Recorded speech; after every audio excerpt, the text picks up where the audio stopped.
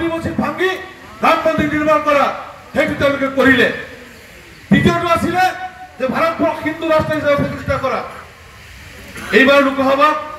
66% সাংসদ নথকাৰ বাবে তেওঁলোকে আনিব নোৱাৰিলে এই বিল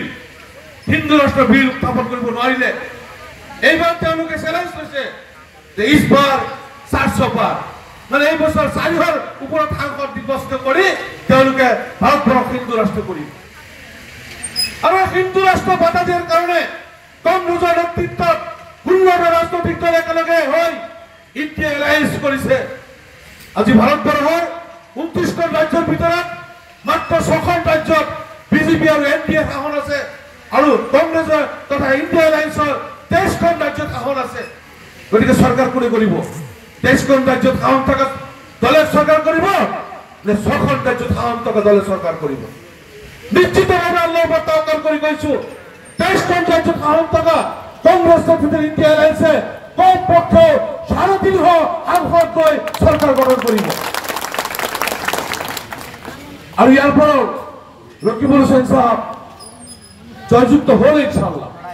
ধুবুৰী লোকসভাৰ পৰা জয়যুক্ত হৈ গ'ল ইতিমধ্যে জনসাধাৰণ ৰায় দি দিলে এতিয়া প্ৰতিযোগিতা চলিছে 11টা বিধানসভা সমষ্টিত কোন সমষ্টিত অধিক ভোট দি প্ৰথম স্থান অধিকাৰ কৰিব সেই যুঁজ চলি আছে অনুৰোধ কৰিম ছাত্ৰ বন্ধুসকল যুৱক বন্ধুসকল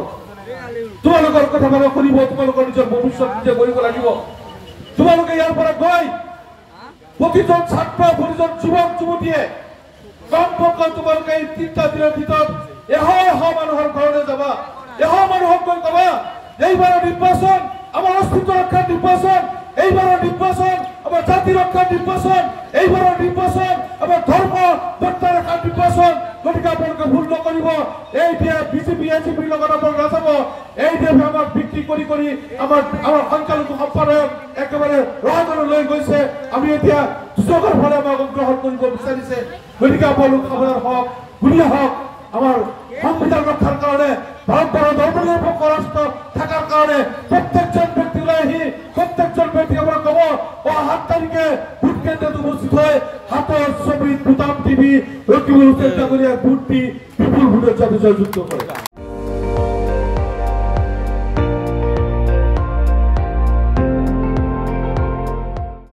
আপুনি চাই আছে ND24 সৰ্বশ্ৰেষ্ঠ নহয় সৰ্বোত্তমৰ দৌৰ